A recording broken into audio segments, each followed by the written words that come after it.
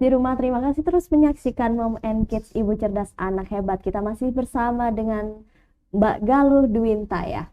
Oke, kita bakal melanjutkan pertanyaan kita sebelumnya tadi, penyebab dan akibat yang ditimbulkan dari anak iri tadi apa tuh, Kak? Kalau penyebab tadi orang tuanya tidak bisa bersikap netral gitu ya. Terus adil juga. Terus juga mungkin ada problem di orang tuanya sebenarnya ya, bahwa pola pengasuhan yang seperti lingkaran setan gitu ya. Bahwa saya dulu begini kan, saya juga harus begini, ini anak saya gitu. Tuh hidup-hidup aja gitu kan. Tapi hidup ini ya kayak anak ospek ya. Iya, betul. Tapi hidup yang seperti apa gitu kan? Bagaimana interaksi sosialnya, bagaimana kualitas tidurnya, bagaimana ketika ada orang lain gimana dia, apakah mampu untuk memulai percakapan duluan gitu. Nah, itu adalah bentuk-bentuk dari pola asuh sebenarnya. Bagaimana ibu juga mengajarkan sikap ketika ada orang lain. Nah, sama dia ke adik atau kakaknya juga begitu. Gimana dia bisa sayang sama kakaknya kalau ibunya aja nggak sayang sama mereka.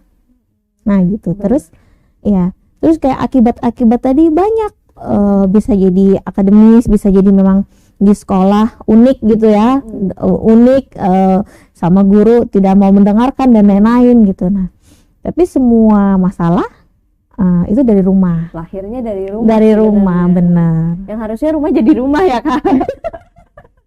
Mungkin, faktor selain rumah nih, Kak, mungkin ada faktor lain gak sih, maksudnya selain dari parenting si orang tua nih yang membuat anak iri dengan saudaranya?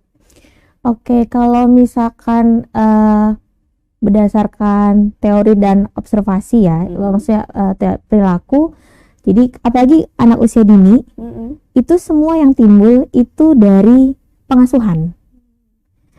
Dia diasuh oleh siapa, apakah dengan babysitter atau dengan nenek atau ibunya sendiri, terus peran ayah bagaimana, apakah ayah ikut membantu atau kasih duit sudah, itu juga berpengaruh. Kemudian lingkungannya seperti apa, apakah memang lingkungannya banyak anak-anak kecil juga, ataukah dia mainnya sama anak dewasa, dia kecil sendiri, teman-temannya SMA, nah itu juga mempengaruhi. Gitu. Jadi mempengaruhi dalam bentuk apa tadi, Kak? Mempengaruhi perilaku respon dia ke orang lain. Kan dia melihat tuh, dia mencontoh. Nah, yang paling penting adalah bagaimana sikap ayah dan ibunya di rumah. Ya, itu selain itu ada lagi, Kak, yang membuat perilaku anak ya. Jadi misalkan nih, saya cerita ya, jadi misalkan ada anak yang perilakunya bermasalah gitu. Datanglah orang tuanya gitu kan, konsul. Sebenarnya yang kita konselingkan biasanya adalah orang tuanya. Betul. Apa sih harapan orang tua terhadap anak? Apa tuntutan mereka? Apakah anak itu harus begini begitu? Berarti kan yang merasa bermasalah adalah orang tuanya. Orang tua merasa anaknya bermasalah karena mungkin tidak mau diam. Padahal anak usia TK. TK memang lagi fasenya dia aktif, eksplorasi, betul. Nah, terus ibunya datang, anak saya gini-gini nggak bisa diam. Usianya berapa, Bu? 5 tahun. Ini memang lagi fasenya, kecuali misalkan ya gitulah. Jadi kita edukasi ke orang tua juga bahwa orang tua harus mempelajari fase anak. Misalkan dia 3 tahun bagaimana, 5 tahun memang masih aktif-aktifnya, jangan disuruh diam dia. Malah yang aktif itu lebih bagus mungkin. Betul. Yang aktif itu bagus ya. Jadi kalau kita lihat rumah ya, rumah. Kalau misalkan kita punya teman, dia punya anak usia 4, 5, 6 tahun, terus rumahnya berantakan, itu wajar. Berarti anaknya sehat dan aktif. Maksudnya sehat secara emosional, dia bebas gitu ya, main. Tapi kalau rumahnya rapi, kinclong, berarti ada sesuatu. Iya, dari sesuatu. Kalau anaknya usia TK ya, apakah pertama tidak dibolehkan main, tidak boleh ini itu, jangan ini itu yang terlihat. Itu kalau dari psikolog. Ben orang tuanya OCD kali. Bisa jadi. Soalnya mama OCD kan aja. Jadi memang kayak ada orang tua yang ketika anaknya aktif tadi ya dok, kayak kamu nggak boleh ini, nggak boleh ini, nggak boleh ini, nggak boleh serba nggak boleh lah, jangan kotor-kotoran nanti aku susah bersihin, bla bla bla bla bla. Dampaknya ke anak nih apa sih dok? Dampaknya ke anak ya pertama dia why me gitu ya, kenapa sih, kenapa harus saya, apa saya selalu salah gitu kan, terus sama mamanya why not gitu. Oh, iya. Kenapa jangan?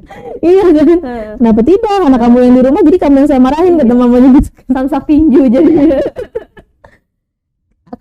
Kalau generasi sekarang mereka kritis. Kenapa saya dimarahin, kenapa saya nggak disayang, itu mereka pasti cari tahu apa ada yang salah sama saya, ataukah mudah-mudahan mereka paham bahwa mungkin kondisi orang tua dulu tidak senyaman sekarang gitu.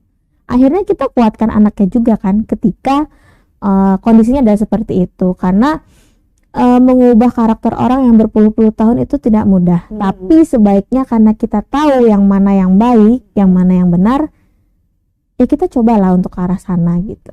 Oke. Tadi kan kita bahas soal iri dengan anak nih, antara kakak dan adik. Apa namanya? Baiknya jarak umur nih. Mungkin jarak umur pengaruh nggak sih? Pertama dulu yang saya tanya nih. Pengaruh jarak umur bisa jadi berpengaruh. Jaraknya terlalu jauh atau terlalu dekat juga bisa. Terlalu jauh, kakak sudah fase remaja, adik masih umur 2 tahun.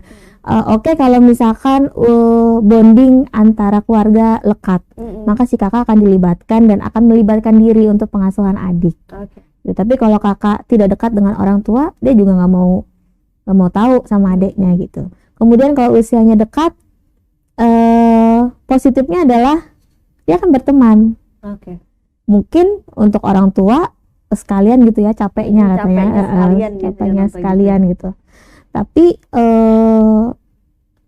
takutnya nanti ketika usianya berdekatan, ketika dia SD kan butuh kalau misalkan ada PR dan lain-lain, itu kan butuh mamanya di samping gitu kan.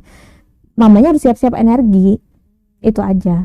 Sebenarnya untuk anak, masalah anak pasti berkaitan sama kesediaan orang tua. Mampu nggak gitu. Mampu nggak sih kita berada dan hadir gitu ya, nggak cuman duduk di samping gitu tapi nggak tahu juga anaknya ngapain gitu. Yang penting ada aja. PR udah dikerjain belum? Gitu doang. Iya. Bantuin juga enggak gitu kan biasanya orang tua. Oke. Tadi kita udah bahas umur ya. Tapi alangkah baiknya jarak umur antar anak itu berapa sih? Kalau jarak antar umur ya sebenarnya tidak bisa langsung misalkan 5 tahun gitu atau 6 tahun gitu. Tapi idealnya itu ketika ibu merasa siap dan kakak sudah bisa diajak kerjasama. Berarti bonding dulu nih pertama. Betul. Mau misalkan kakaknya masih 2 tahun, kakaknya masih 3 tahun, yang penting ibu siap, kakak merasa sudah iya kapan punya adik gitu misalkan. Nanti kalau punya adik kayak gini-gini. Jadi tidak ada yang harus umur berapa. Itu menurut psikologis ya. Gitu. Oke. Berarti tetap diperilakui si orang tua yang harus adil tadi ya. Dia siap nggak sih merasa adil dengan 2 anak misalnya gitu ya. 2 anak atau 3 anak atau lebih gitu ya. Dan memang kita kan ada kurva hidup ya, kurva hidup gitu. Jadi memang kenapa usia itu sangat mempengaruhi ketika kita memiliki anak. Ketika kita sudah mohon maaf ya, ketika misalkan sudah di atas 40 tahun ke atas gitu, kemudian kita memiliki anak yang baby atau yang masih 3 tahun, itu kan biasanya capek. Nah, kalau ibu-ibu yang mengasuh sendiri, tidak ada peran ayah di situ, biasanya akan lebih mudah stres. Kecuali misalkan tadi ada kakak yang kakaknya udah bisa diajak kerjasama, atau ada sitter atau mohon maaf ada ART, mungkin akan lebih nyaman ya untuk mama, karena 40 tahun ke atas kemudian anak lagi aktif-aktifnya, atau misalkan 45 ke atas tuh misalkan maunya anak terakhir nih misalkan ya, itu sudah lelah, akhirnya nanti kalau nggak dikondisikan anaknya dimarah-marahin terus, nggak boleh ini, jangan itu, karena udah malas gerak kan mamanya. Udah mager banget ya. karena stamina terbatas. Nah, itu secara kurva manusianya perkembangannya. Berarti di usia, bahkan di usia 45 tahun pun tetap apa namanya harus mempertimbangkan hal-hal berikut ya. Ya, kecuali mau dan mampu. Mau, saya memang kalau kita mau kan biasanya lebih enak ya.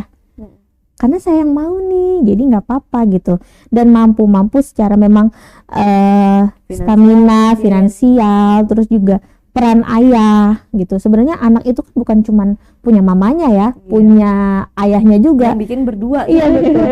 Dan nggak ada ya suami membantu istri, itu nggak ada. Sebenarnya ya suami memang akan jaga anak gitu, bukan membantu istrinya gitu. Oke. Mungkin apakah perlibatan anak dalam mengurus adiknya berdampak bagus? Tapi sebelum dijawab, kita ada jeda pariwara yang mau lewat. Jadi buat sobat Pipos di rumah nih, kita live di 3 platform, ada Facebook Pipos Online, ada Instagram Banjarmasinfos, dan juga YouTube kita Banjarmasinfos News Video. Mungkin kalian yang mau bertanya soal iri antar buah hati tadi ya. Mumpung ada ahlinya, bisa kalian tempelkan pertanyaan kalian di komentar. Oke, tetap stay tune di Banjarmasinfos News Video.